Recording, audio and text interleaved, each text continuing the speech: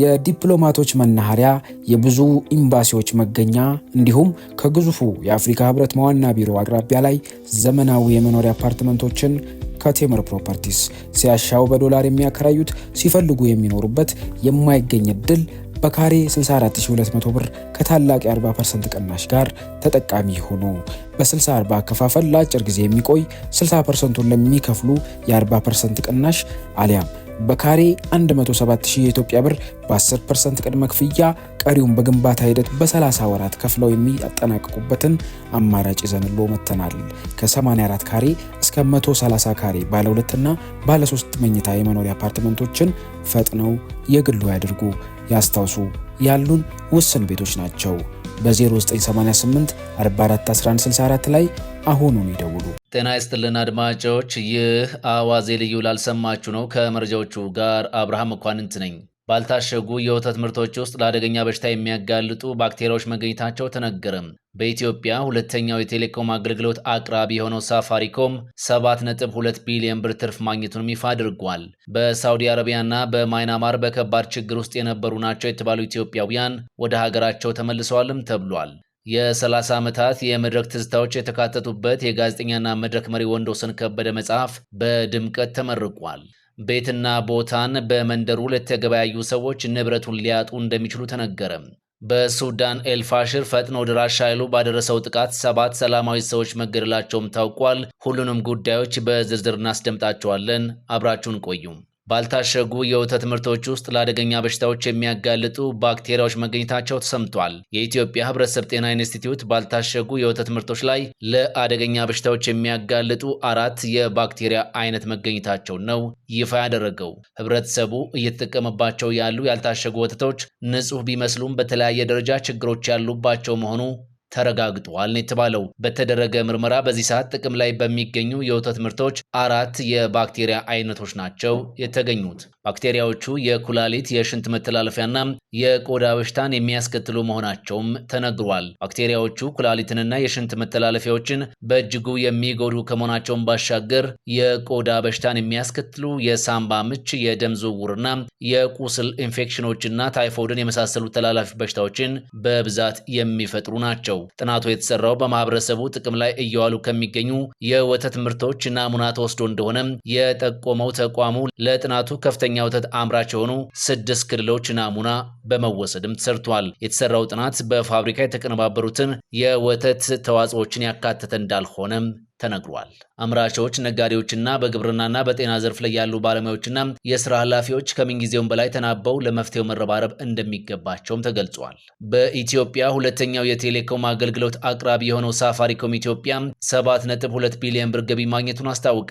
ተቋሙ ካለፈው ዓመት ተመሳሳይ ወቅት ጋር ሲነጻጸር በ270% እድገት ቢያሳይም ዘንድሮ 47 ቢሊዮን ብር የከሰረው ሳፋሪኮም ኢትዮጵያ በኢትዮጵያ ሁለተኛው የቴሌኮም አገልግሎት አቅራቢ የሆነው ሳፋሪኮም ኢትዮጵያ በወራቶች ዕድሜ ውስጥ ከኪሳራው ተላቆ ወደ ትርፍ እንደሚያመራም ገልጿል።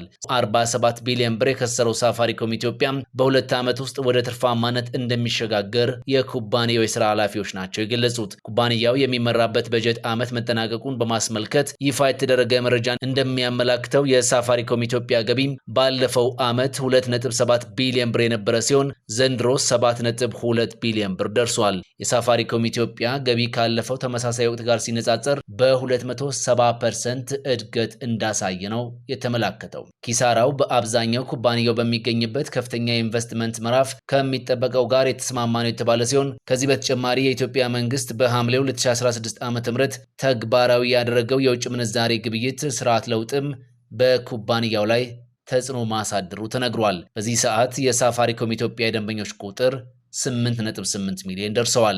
ኩባንያው በአሁኑ ወቅት ባለው የቴሌኮም ሽፋን 50 በመቶ የሀገሪቱን ህዝብ መድረስ መቻሉም ተነግሯል። በሳውዲ አረቢያ በከፋ ሁኔታ ውስጥ ነበሩ የተባሉ ከ3000 በላይ ኢትዮጵያውያን መመለሳቸው ተሰምቷል። በአንድ ሳምንት በተደረገ 9 ዙር በረራ የተመለሱት 3048 ወንዶችና 359 ሴቶች እንዲሁም 12 ጨቅላ ህጻናት ናቸውም ተብሏል። በአራተኛው ዙር በአስቸጋሪ ሁኔታ ውስጥ የሚገኙ 50 ሺህ ዜጎችን ለመመለስ ታቅዶ ከመጋቢት 3 2017 ዓ.ም ጀምሮ በተሰራው ስራ እስካሁን 29002 ኢትዮጵያውያንን ወደ ሀገር መመለስ መቻሉን የሴቶችና ማህበራዊ ጉዳይ ሚኒስቴር ይፋ አድርጓል። በሳውዲ አረቢያ በቤት ሰራተኝነትና በቀን ስራ ተሰማርተው የሚገኙ ኢትዮጵያውያን እስከ 750 ሺህ እንደሚደርሱ ይገመታል። በሌላ ዜና ደግሞ በማይናማር በአስቸጋሪ ሁኔታ ውስጥ የነበሩ 121 ኢትዮጵያውያን ወደ ሀገራቸው ተመልሰዋል። በማይናማር ታጣቂዎች ተይዘው በአስቸጋሪ ሁኔታ ውስጥ የነበሩ 121 ኢትዮጵያውያን ወደ ሀገራቸው መመለሳቸውን የውጭ ጉዳይ ሚኒስቴር ነው ይፋ ያደረገው። ታግተው የሰነበቱት 41 ኢትዮጵያውያን ወደ ሀገራቸው የተመለሱት ሐሙስ ዕለት ሲሆን አርብ ዕለት ደግሞ 80 የሚሆኑት ወደ ሀገራቸው እንዲመለሱ መደረጉን የውጭ ጉዳይ ሚኒስቴር አሳውቋል። ሚኒስቴር መስሪያ ቤቱ ህንድ በሚገኘው የኢትዮጵያ ኤምባሲ በኩል በማይናማር በአስቸጋሪ ሁኔታ ውስጥ የሚገኙ ሌሎች ኢትዮጵያውያንን ወደ ሀገራቸው ለመመለስ ጥረት እየተደረገ እንደሆነም ገልጿል። በማይናማር በታጣቂዎች እጅ ገብተው በአስከፊ ሁኔታ እንዳሉ የተገለጹ ኢትዮጵያውያን 700 የሚደርሱ ሲሆን ከነዚህ ውስጥ በሁለት ቀናት ውስጥ 121 ወደ ኢትዮጵያ ተመልሰዋል። ቀሪዎቹ አሁንም በአስከፊ ሁኔታ በዚያው በወታደራዊ ካምፕ ይገኛሉ። መንግስት ህብረተሰቡ በህገወጥ የሰዎች አዘዋዋሪዎች ሐሰተኛ ቅስቀሳ ተታሎ የሥራ ስምሪት ውል ወዳልተፈጸመባቸው ሀገራት ከሚደረጉ መሰል እንቅስቃሴዎች እንዲቆጠቡም እየገለጸም ይገኛል። በማይናማር በሚገኙ የማጭበርበር ወንጀል ካምፖች ታግተው የነበሩ ኢትዮጵያውያን ከማዕከላቱ በመውጣት በታጣቂዎች እጅ የገቡት ባለፈው የካቲት እንደሆነም ይታወሳል። መንግስት እስካሁን 251 ዜጎችን ወደ ሀገራቸው የመለሰ ቢሆንም አሁንም ድረስ በሀገሪቱ ቀላል የማይባሉ ኢትዮጵያውያን በታጣቂዎች እንደሚገኙም ተዘግቧል። የ30 ዓመታት የመድረክ ትዝታዎች የተካተቱበት የጋዜጠኛና መድረክ መሪ ወንዶሰን ከበደ መጽሐፍ በድምቀት ተመርቋል። የኢትዮጵያ የኪነ ጥበብ ባለሙያዎችን የመድረክ ቆይታ የተረከውና የመድረክ ማስታወሻ በሚል የተሰየመው መጽሐፍ ትላንት በሂልተን ሆቴል በደማቅ ስነስርዓት ተመርቋል። መጽሐፉ ላለፉት 30 ዓመታት በኤግዚቢሽን ማዕከል በታዋቂ ድምፃውያን የተደረጉ የሙዚቃ ድግሶች የተዘጋጁበትን ሂደቶችንና አጋጣሚዎችን በፎቶና በቪዲዮ ያካተተ ነው። ከዚህ በተጨማሪ ጋዜጠኛና መድረክ መሪ ወንዶሰን ከበደ በአሜሪካን ሀገር የመራቸው የኪነ ጥበብ ድግሶች ገጠመኞችም ተካተውበታል። ትላንት በሂልተን ሆቴል አንጋፋ ጋዜጠኞች፣ የሙዚቃ ሰዎችና ሌሎች የኪነ ጥበብ ሰዎች በክብር እንግድነት በተገኙበት ነው በድምቀት የተመረቀው። በዕለቱም አንጋፋ ጋዜጠኞች ደረጀ ኃይሌ፣ አለምነህ ዋሴ፣ ጥበቡ በለጠን ጨምሮ ኮሜዲያን ደረጀ ኃይሌና አርቲስት አዳነች ወልደ ገብርኤል ከመጽሐፉ ላይ የተቀነጨቡ ታሪኮችን አንብበዋል። በአክሱማይት ባንድ አጃቢነትም ተወዳጆቹ ድምፃውያን ጸጋይ እሸቱ፣ ህብስት ጥሩነህ፣ ግዛቸው ተሾመና መሳፍንት አወቀ የሙዚቃ ስራዎቻቸውን አቅርበዋል። መጽሐፉ ከ3000 በላይ ፎቶግራፎችን አካቷል። በዕለቱም ጋዜጠኛና መድረክ መሪ ወንዶሰን ከበደ የእናቶችን ቀን በማስመልከት ለወላጅ እናቱ የካባ ማልበስ ስነ ስርዓትን ፈጽሟል። ቤትና ቦታን በመንደር ውል መገበያየት የንብረቱ ባለቤት የማያደርግ በመሆኑ ጥንቃቄ ያስፈልጋል ተብሏል። ቤትና የማይንቀሳቀስ ንብረትን በመንደር ውል መግዛት ንብረቱን ሊያሳጣ የሚችል ውሳኔን ሊያስከትል የሚችል በመሆኑ ጥንቃቄ እንደሚያስፈልግ ነው የተነገረው።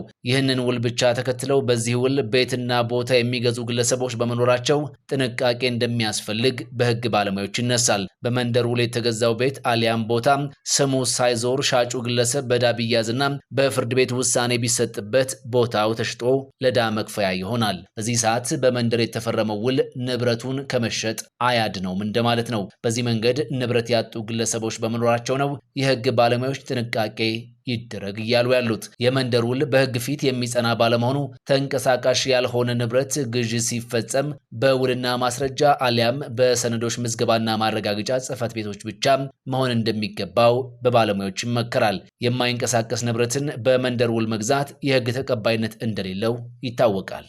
በመጨረሻም በሱዳን ኤልፋሽር ፈጥኖ ደራሽ ኃይሉ ባደረሰው ጥቃት 7 ሰላማዊ ሰዎች ተገድለዋል። በሰሜን ዳርፉር ዋና ከተማ ቢያንስ ሌሎች 15 ሰዎች በአዲሱ የመድፍ ጥቃት ቆስለዋል። በምዕራብ ሱዳን የሰሜን ዳርፉር ግዛት ዋና ከተማ በሆነችው ኤልፋሽር ላይ ፈጥኖ ደራሽ ኃይሉ 7 ሲቪሎችን መግደሉን የሱዳን ጦር ይፋ አድርጓል። የአሁነኛው የፈጥኖ ደራሹ ጥቃት በመኖሪያ ሰፈሮች ላይ ያነጣጠረ ሲሆን 2 ሴቶችንና ሕፃናትን ጨምሮ 7 ሰላማዊ ሰዎች በዚሁ ጥቃት ሕይወታቸውን አጥተዋል የተባለ ሲሆን ቢያንስ 15 ሰዎች ደግሞ ወደ ሆስፒታል ተወስደዋል።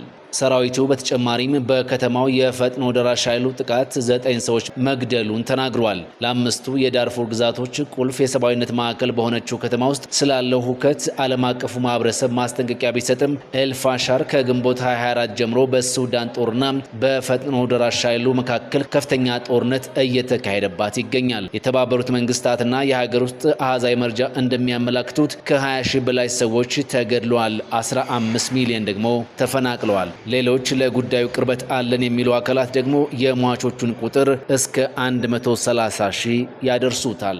የዲፕሎማቶች መናኸሪያ፣ የብዙ ኤምባሲዎች መገኛ እንዲሁም ከግዙፉ የአፍሪካ ህብረት ዋና ቢሮ አቅራቢያ ላይ ዘመናዊ የመኖሪያ አፓርትመንቶችን ከቴምር ፕሮፐርቲስ ሲያሻው በዶላር የሚያከራዩት ሲፈልጉ የሚኖሩበት የማይገኝ እድል በካሬ 64200 ብር ከታላቅ የ40% ቅናሽ ጋር ተጠቃሚ ሆኖ በ60/40 አከፋፈል ለአጭር ጊዜ የሚቆይ 60%ን ለሚከፍሉ የ40% ቅናሽ አሊያም በካሬ 107000 የኢትዮጵያ ብር በ10% ቅድመ ክፍያ ቀሪውን በግንባታ ሂደት በ30 ወራት ከፍለው የሚያጠናቅቁበትን አማራጭ ይዘንሎ መተናል። ከ84 ካሬ እስከ 130 ካሬ ባለ 2 እና ባለ 3 መኝታ የመኖሪያ አፓርትመንቶችን ፈጥነው የግሉ ያድርጉ። ያስታውሱ፣ ያሉን ውስን ቤቶች ናቸው። በ0988 44 1164 ላይ አሁኑን ይደውሉ።